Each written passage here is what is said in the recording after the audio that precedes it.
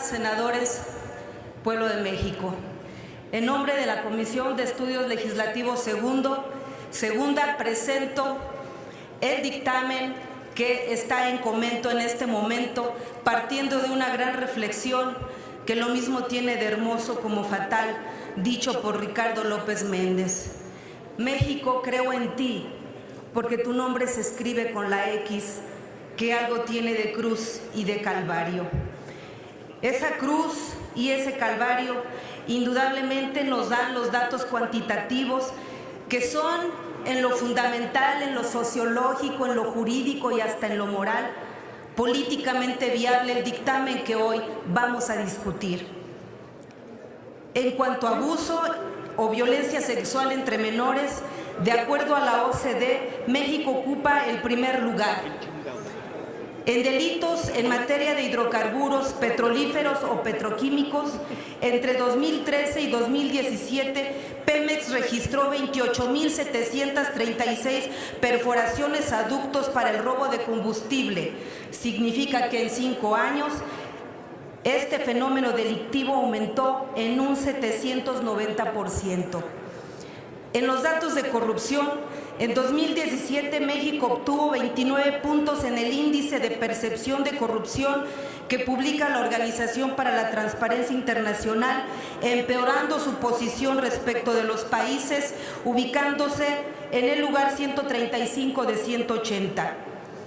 Y en el terrible caso de desaparición forzada de personas y desaparición cometida por particulares, según el Registro Nacional de Datos de Personas Extraviadas o Desaparecidas, en el país al menos hay más de 44,000 personas desaparecidas.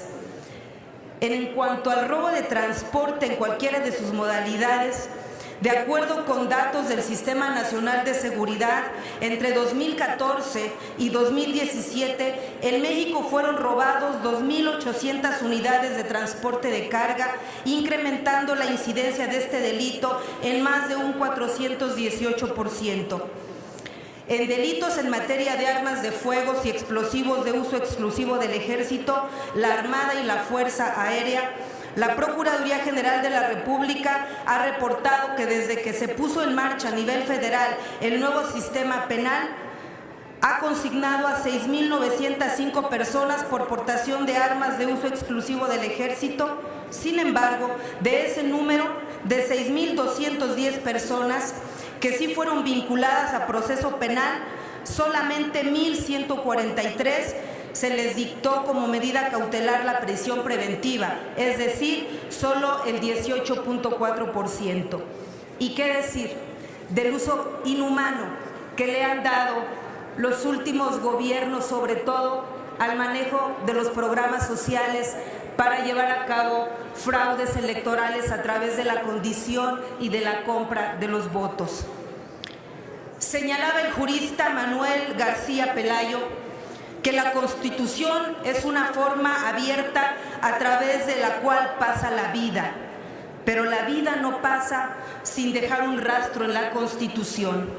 Lo anterior es cierto en virtud de que el constitucionalismo, que tiene que ver con los más altos valores, como son los derechos fundamentales, la paz, la justicia, las estructuras del Estado de Derecho, el interés general, la seguridad y la cooperación, requiere para la salvaguarda de tales valores una Constitución viva, capaz de adecuarse para hacer frente a las amenazas y necesidades del momento. En este sentido, parafraseando al jurista alemán Jelinek, la reforma constitucional se produce necesariamente siempre que se dé una contradicción o insuficiencia entre la Constitución y la realidad constitucional. En el caso que nos ocupa, el dictamen de las Comisiones Unidas de Puntos Constitucionales y Estudios Legislativos segunda aprueba la reforma al artículo 19 de la Constitución para introducir al catálogo de delitos que ameritan prisión preventiva oficiosa el abuso o violencia sexual contra menores, el uso de programas sociales con fines electorales, el robo de transporte en cualquiera de sus modalidades, los delitos en materia de desaparición forzada de personas y desaparición cometida por particulares, los delitos en materias de arma de fuego y explosivos de uso exclusivo del Ejército, la Armada y la Fuerza Aérea, así como los delitos en materia de hidrocarburos, petrolíferos o petroquímicos y, por supuesto, los hechos de corrupción. La integración al texto constitucional de cada uno de los delitos señalados encuentra su justificación en el daño grave que causan a la sociedad mexicana, incremento significativo que ha tenido su comisión en los últimos y recientes tiempos por el alto índice de impunidad que existe al respecto. Ahora bien, no pasa por alto para las comisiones dictaminadoras que la garantía de la libertad personal es un baluarte para todo Estado de Derecho y que existen opiniones expertas en el ámbito nacional e internacional que apuntan hacia la conveniencia de reducir el uso de la prisión preventiva en tanto que constituye una medida restrictiva a la libertad personal. Las comisiones dictaminadoras coincidimos en esa opinión. En efecto, lo deseable sería que no hubiera necesidad de hacer uso de la prisión preventiva. Sin embargo, como legisladores no podemos ser ciegos ni sordos de la realidad constitucional que demanda una medida jurídica eficaz para optimizar la procuración de justicia. Ahora, las comisiones dictaminadoras no somos omisas de las consideraciones técnico-jurídicas de la jurisprudencia nacional e internacional que ha desarrollado respecto a las restricciones a derechos fundamentales. Al respecto, es necesario recordar que si bien la prisión preventiva oficiosa constituye una restricción a la libertad personal, esta libertad, al igual que cualquier otro derecho humano, no es absoluto, tal como lo corrobora el contenido del artículo 32.2 de la Convención Americana de Derechos Humanos al referir que los derechos de cada persona están limitados por los derechos de los demás, por la seguridad de todos y por las justas exigencias del bien común en una sociedad democrática. Asimismo, en virtud del principio jurisprudencial denominado margen de apreciación nacional, los tribunales internacionales en materia de derechos humanos han reconocido que existe un espacio de discrecionalidad con el que cuentan los estados para fijar el contenido y el alcance de los derechos humanos, tomando en consideración determinadas circunstancias jurídicas, sociales y culturales,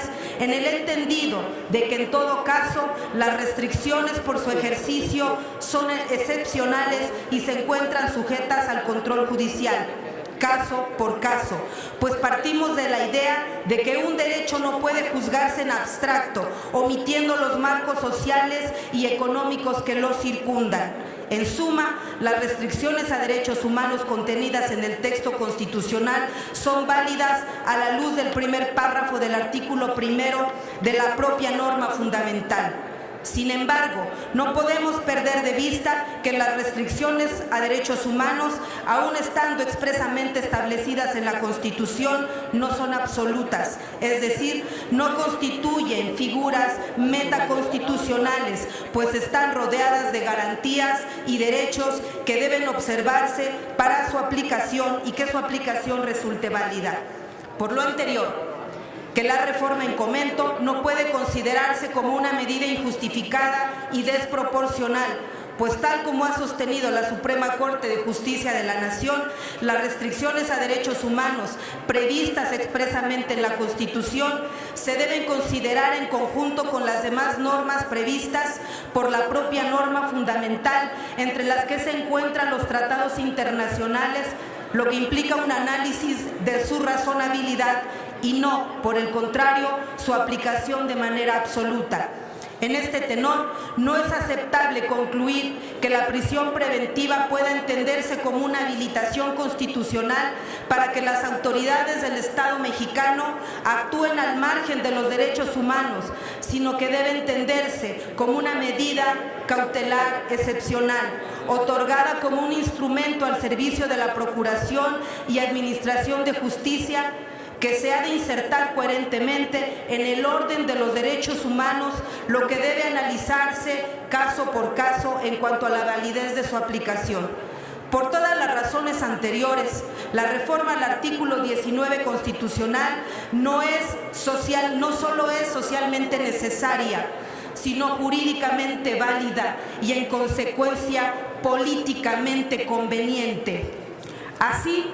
es como enfrentaremos la corrupción y la impunidad, con una Constitución que esté acorde a los derechos humanos, pero también que esté acorde al estado excepcional de violencia, de corrupción y de impunidad que vive México, el Estado mexicano, y que habrá de enfrentar este nuevo gobierno, cuya voluntad hoy se plasma con la presentación de este dictamen. Muchas gracias, senadores, es cuanto. Gracias.